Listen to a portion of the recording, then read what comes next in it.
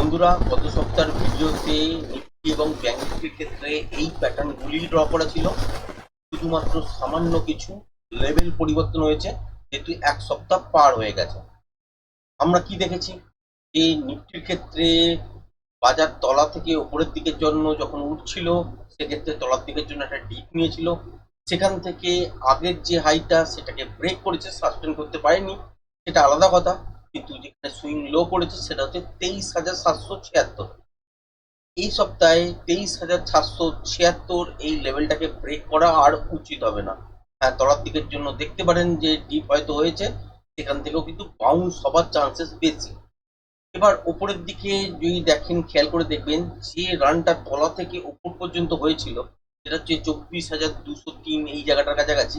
তো এটাকে সাকসেসফুলি আগের দিন কিন্তু ব্রেক করেছে, মানে বৃহস্পতিবার দিন কিন্তু এটা ব্রেক করে উপরের দিকে 24,268 এইসব জায়গার কাছাকাছি গেছিল। তারপর ওখান থেকে তলার দিকের জন্য মুভমেন্ট করেছে।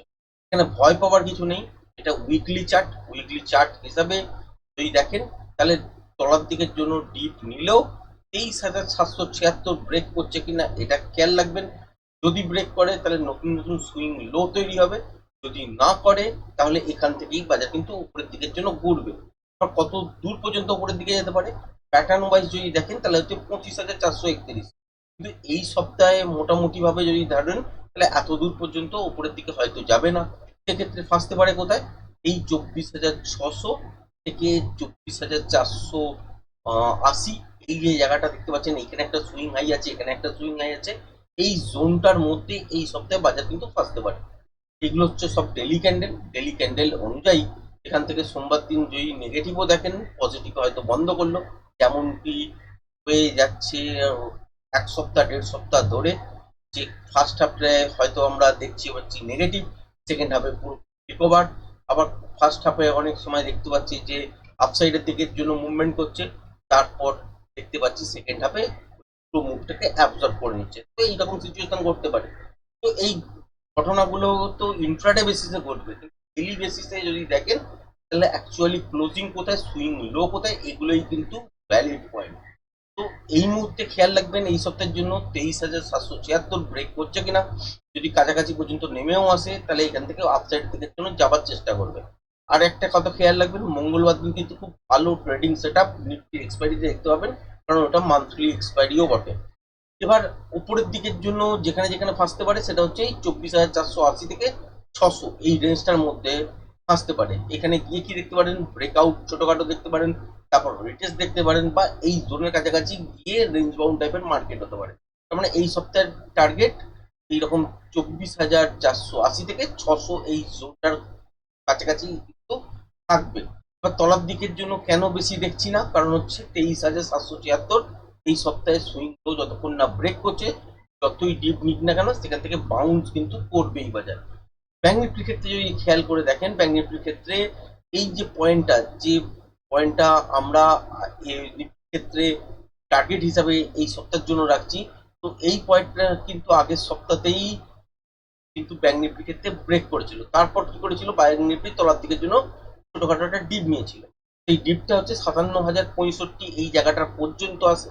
তারপর এখান থেকে বাউন্স করে এবং এইটাকে সাস্টেন করে ব্রেক করার পরও, তারপর দেখতে পাচ্ছি কি গ্যাপ আপে খোলার পরও বাজার কিন্তু লাস্ট দিন মানে বৃহস্পতিবার দিন তলায় নেগেটিভে গিয়ে বন্ধ করেছে।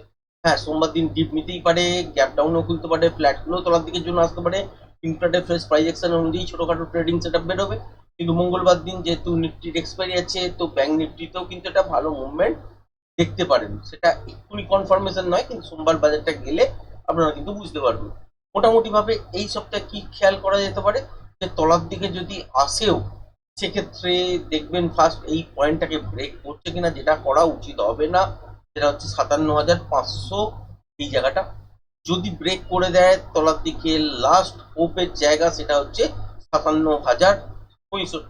এইটা কিন্তু কোনো কারণেই ব্রেক করা চলবে না। যদি কোনো কারণে দেখেন যে এটাকে ব্রেক করেছে, তাহলে কিন্তু লোয়ার লো ফর্মেশন শুরু হয়ে যাবে। কিন্তু প্যাটার্ন অনুযায়ী যদি আপনারা আপসাইডের দিকের জন্য যে বাউন্সটা এক্সপেক্ট করছেন, বা প্যাটার্ন অনুযায়ী যেরকম জিনিস দেখা যায়, সুতরাং এই লেভেলটা ব্রেক করেছে, তলার দিকের জন্য আসতেই পারে রিটেস্টের জন্য।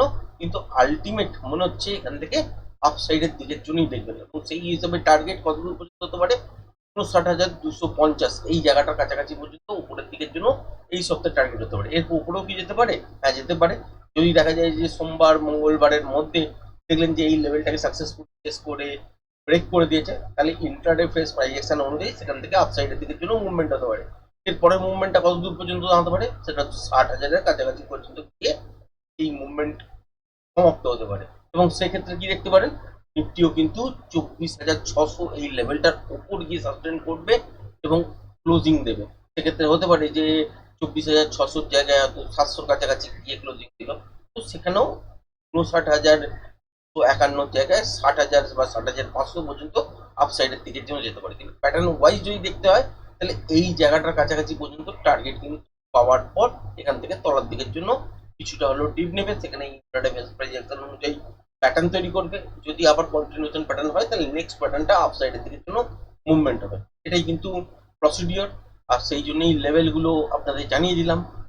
নিফটির ক্ষেত্রে 23,776 যেমন ইম্পর্টেন্ট লেভেল, লো যদি না ব্রেক করে, যেটা করা উচিত নয়, তেমনি ব্যাংক নিফটির ক্ষেত্রেও হচ্ছে 57,065, এটা খুব ইম্পর্টেন্ট লেভেল, এটাকেও ব্রেক করা কিন্তু উচিত নয়। কারণ এই লেভেলটা যদি ব্রেক না করে, তাহলে যতই ডিপ নিক না কেন, এখান থেকে বাউন্স আমরা এই সপ্তাহে কিন্তু দেখতে পাবো। তো আজকের ভিডিওটা এই পর্যন্ত রাখলাম। ধন্যবাদ।